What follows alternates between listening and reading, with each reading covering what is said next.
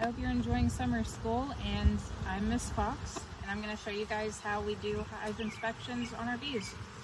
As a beekeeper, one of the most important things to do is routinely check your hives to see if there's anything that needs to be addressed in here. So, first thing we do is usually check the entrance to see if they're bringing in any pollen or if there's anything interesting to see down there.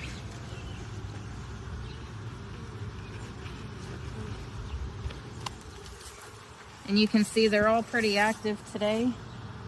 We've got, what, 7 hives now? 1, 2, 3, 4, 5, 6, 7, no, 8. I lose track because we do so many splits, but alright. Now I need to get my hive tool. And this is a must-have for any kind of beekeeper. This tool helps to separate frames. It helps to get the top off. There we go. Bees like to glue everything with what's called propolis. And you can see here, this stuff that I'm taking off with this hive tool, this is all propolis. Some people will harvest that and make lotions and salves with it. We haven't really delved into that just yet, but maybe in the future.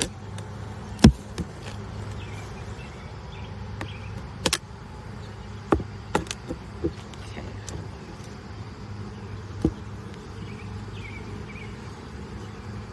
And then the next thing we do is we use the smoke, and this is just made up of, we're using pine needles today. It could be from a variety of things. Burlap is good to use, but this is just going to tell the bees that there's a forest fire and that they need to kind of calm down and eat honey and be prepared to pack things up to move. But by the time we're out of the hive, they realize that it's a false alarm and they just go back to doing their normal routine. Now, this is a honey super. So this is the stuff that we really care a lot about because we get to eat it. This is actually unique. We put a Ross Round honey super on these guys, and you can, he might have showed you already, but this is going to make comb honey. So you can eat the comb and honey all at once, and it makes these cute little circles. And it looks like they're filling it out pretty well. In a couple more weeks, hopefully we'll be able to take it off and harvest it.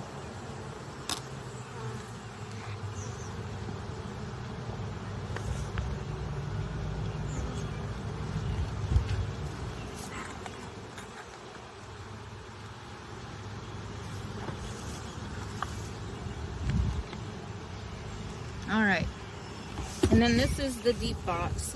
This is where the queen's going to be. This is where the brood's going to be located. And in an inspection, the most important thing we're looking for is evidence that the queen is there. The queen is the heart of that colony. And if she's not there, then they're going to be in a little bit of trouble. So, I'm going to have to... It's really important that they move out of the way on these edges because we do our best to not squish bees.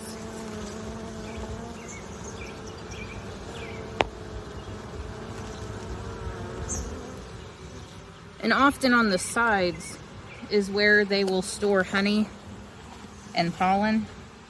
The brood is going to be more in the center.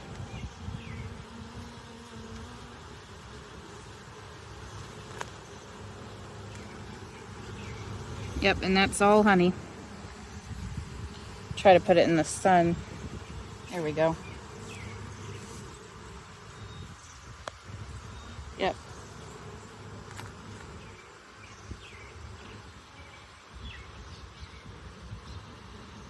You can see a lot of drones on this frame too. And drones are the male bees of the hive. I'll try to point a couple out. They're bigger than what normal bees are, and there we go. If you could zoom in on that, They have big bubbly eyes. A lot of people who are starting in beekeeping will mistake those for queens. That's not the queen. There he goes. Alright, and I usually like to set a frame out because otherwise it gets pretty hard to move these frames around.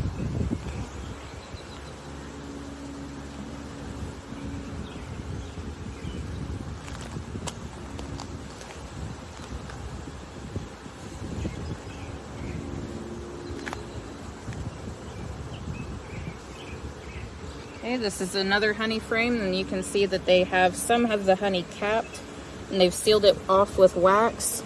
That means that those cells are full and they're just storing it. The other ones that aren't capped, they're either filling in or they're eating.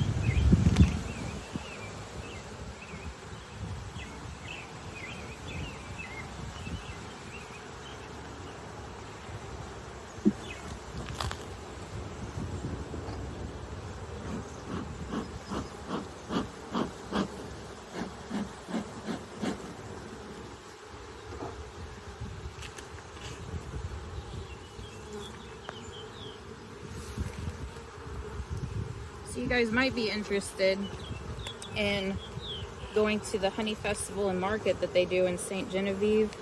I believe it's June 29th this year, but they have a lot of educational resources available if you are wanting to get into beekeeping. There's also the Parkland Beekeepers Association, and that's how my husband and I actually started to get into beekeeping.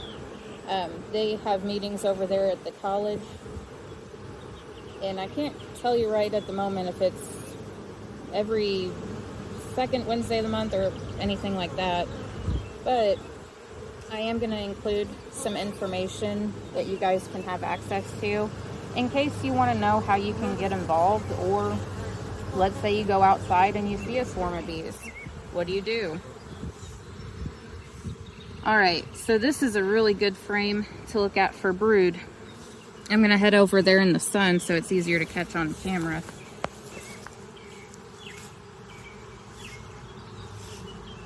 But you can see little tiny bee larvae in these frames.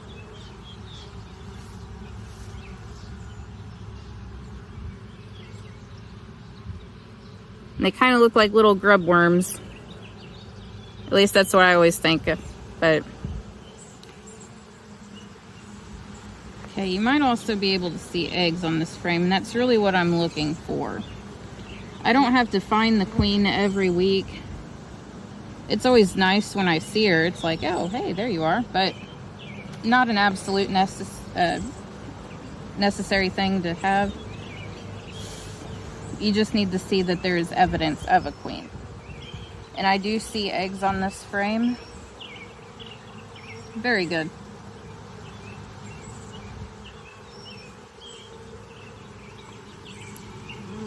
And the eggs just look like little grains of rice. And you want to see those in the center of the cells.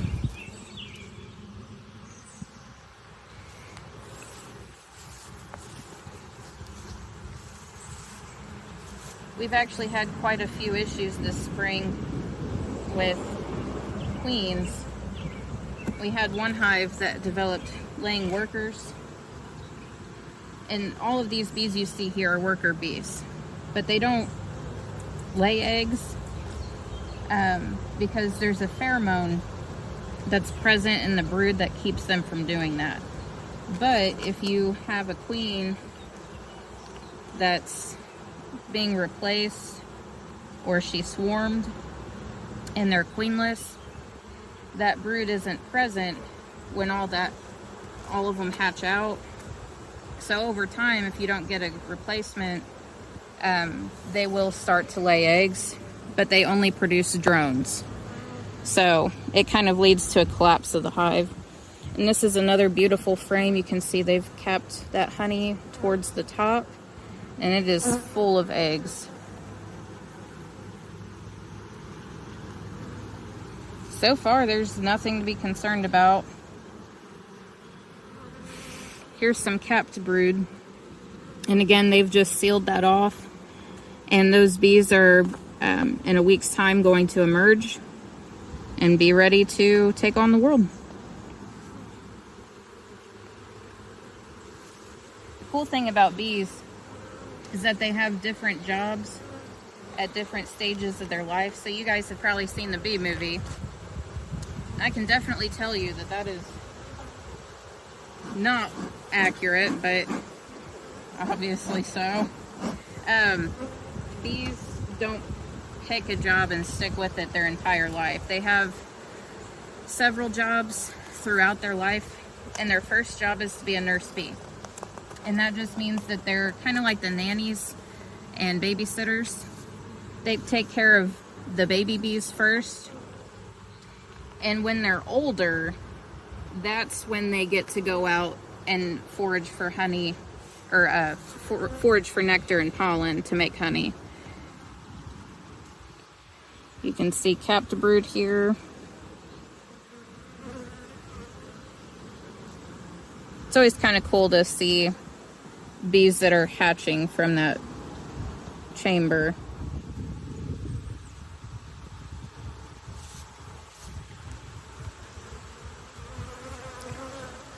All right, we're gonna go ahead and pause the video real quick. All right, we're gonna look at one more frame and then we're gonna hop over to the next hive. And along the way, if there's anything really neat, we'll show it to you guys.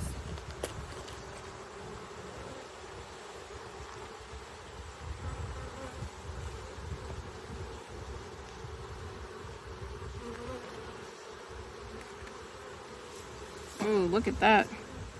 That's an entire frame of brood, and that's new too. You can tell if it's new because it's a lighter colored yellow that we just put these frames in, so you can see the color of this frame versus the other ones. We actually swapped a few frames out with a different hive that we had made a split from. All right, I feel pretty good about it. Again, didn't see the queen this time, but don't have to. These guys are doing perfectly fine. And I'm really excited about getting some of those Ross Round comb honey from them.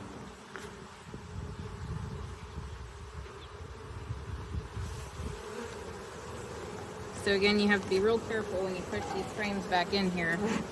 And this is where smoke is going to help move them out of the way.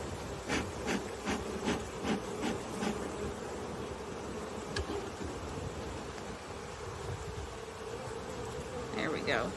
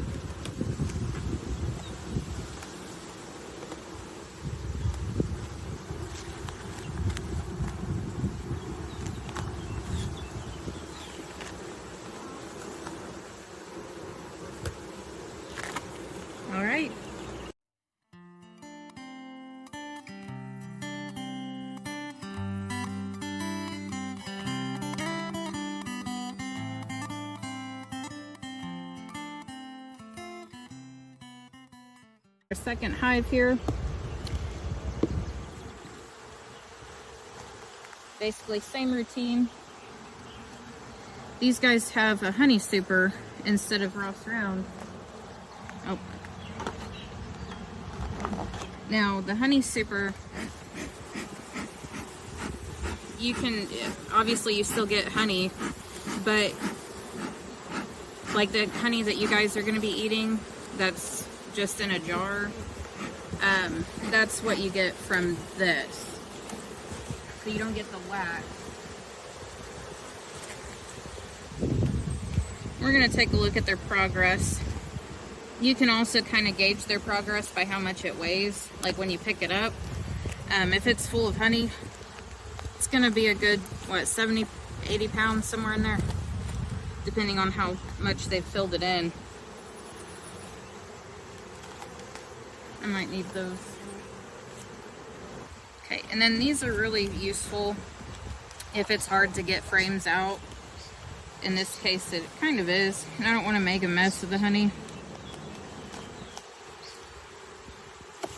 There it goes. Oh. Okay. We don't have a queen excluder on them, do we? So this is pretty normal. This happens, but the queen is actually up here laying eggs, and you can see brood and whatnot. Obviously, this is something we wouldn't harvest just yet, since they are using it for brood. But what we can do is between these two boxes, we've already added one to a different hive. They're called queen excluders. And the worker bees can fit through, but the queen cannot.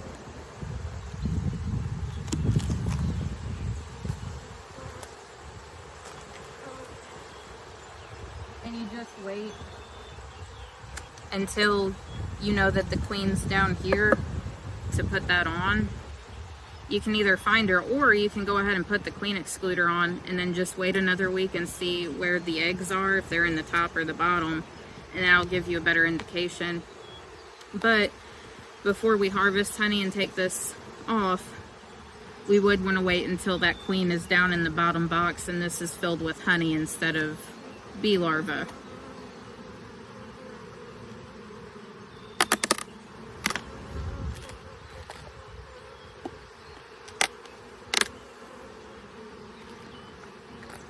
Could you go ahead and loosen the corners, please? So one of the things we are going to look at in this deep box, that's what these are called, deep boxes,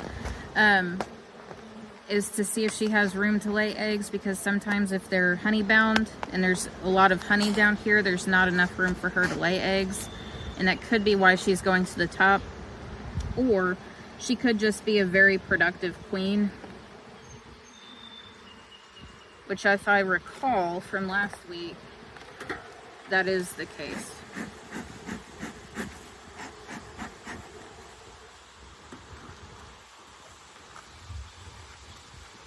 And those are the hives that you want to watch for swarming in like June, early July.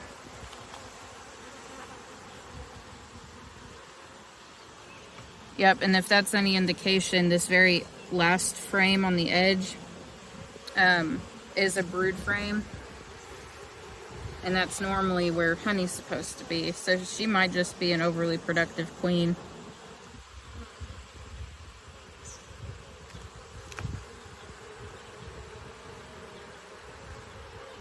It's hard for me to look for eggs in the shade.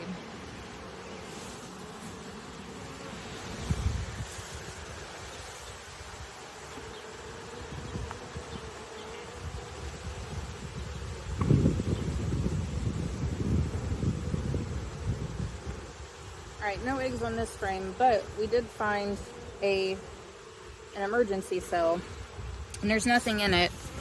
But that's where, let's say something did happen to the queen, they would take a larva and move into that cell and feed it royal jelly to produce a new queen.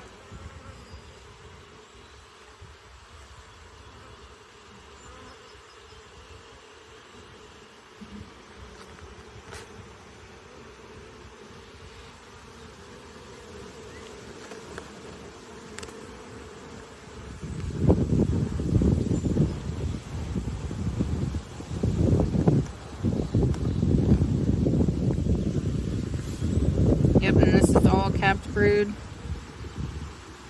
which it's a good problem to have, I would say.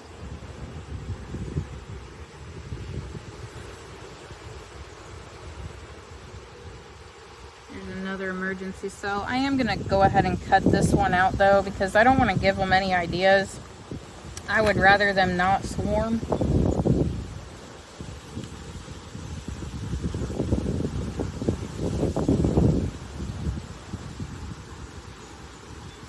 There we go.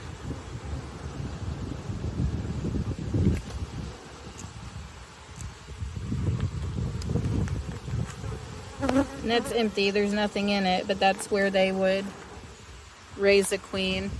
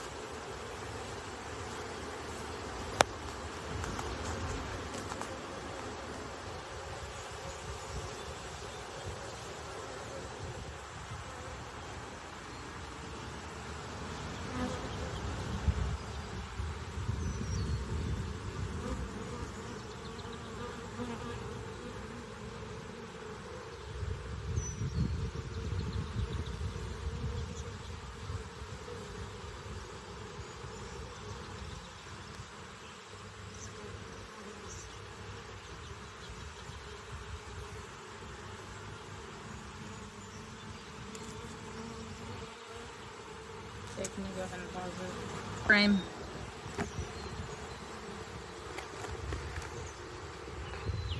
Before we put them up.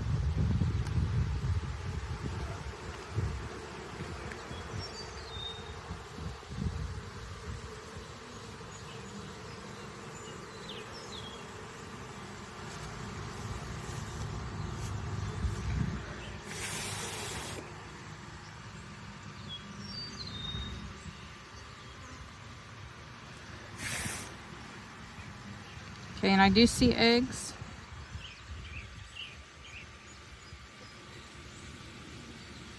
So that's all good.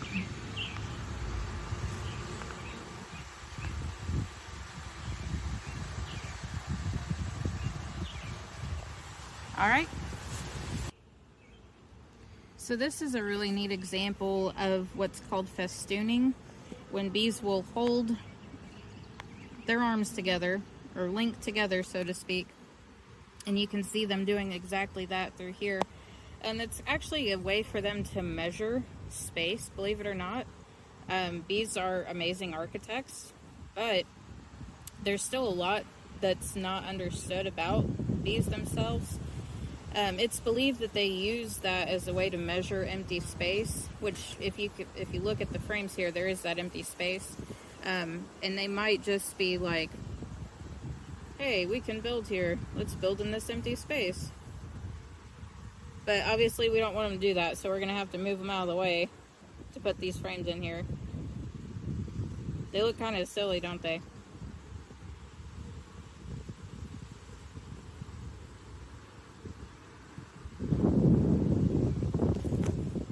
Okay, the last thing that I want to show you guys is, you can see we have quite a mess here with bees right now. This hive has been queenless for a while, and we thought that they were going to make their own queen, and it just didn't turn out, and sometimes that happens. But regardless, we have a successful split here in this little pro nuke box that we are going to transfer in here and combine. And we found the queen from this pro nuke box, and so she's secure in this little queen cage. She's at the very top right now, but we're gonna go ahead and give her a new home with a little more people. I guess bees, I should say. So it's really simple. You're just going to take the best frames between these boxes and put them in one. And since they have quite a bit of brood, we're going to take these out. We're going to put in here.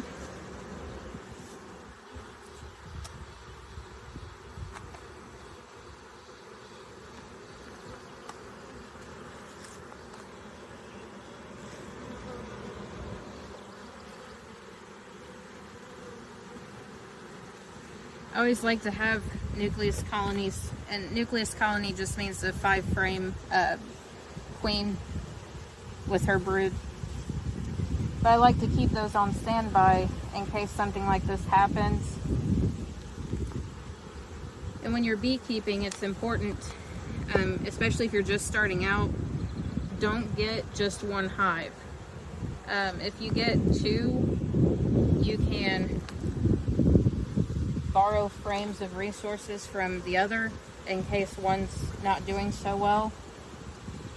But we started with 2 hives, and well, I guess we're up to 7 now.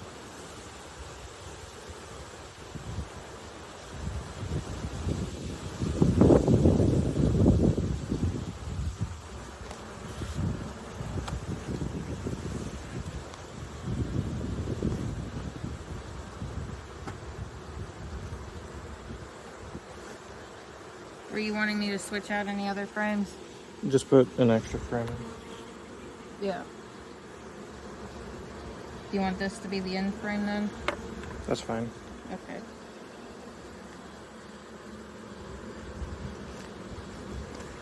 This one? Mm-hmm.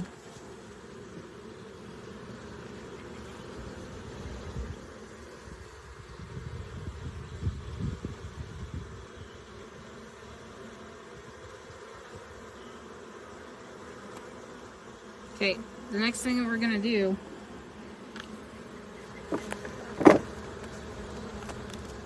is shake these bees that are from this frame into the hive, and then we'll release the queen.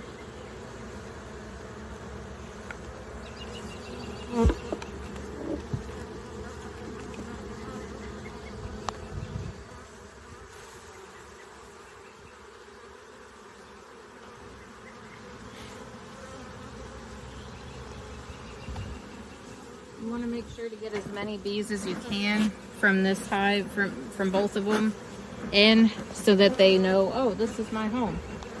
I live here now.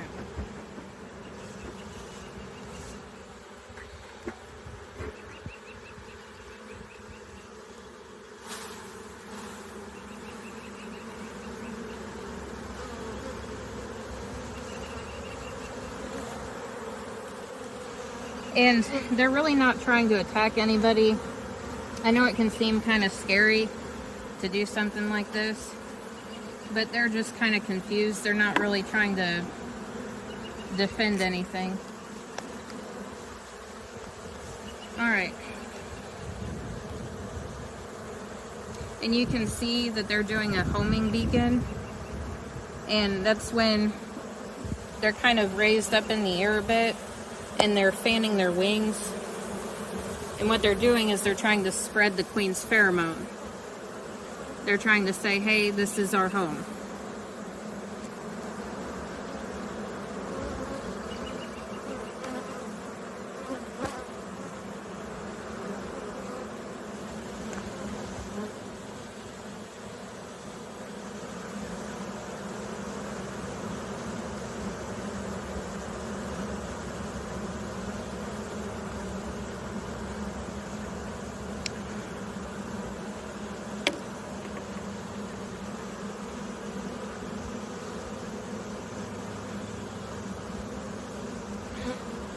Push forward.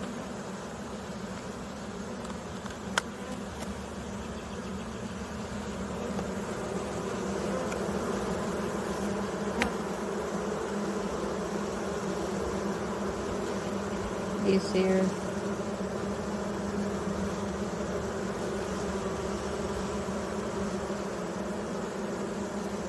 Yes.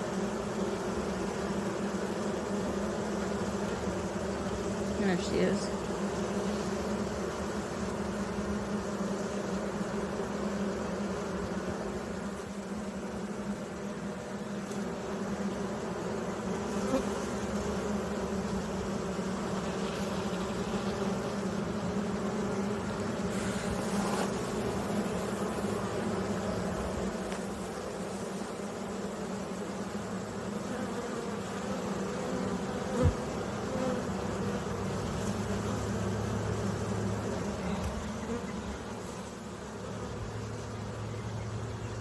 Maybe a little bit of smoke.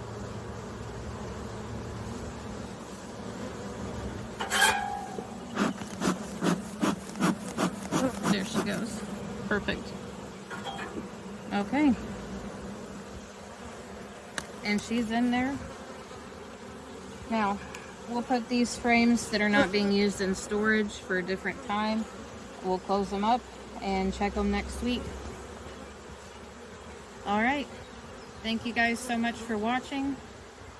I hope you have a good summer, and I'll see you around.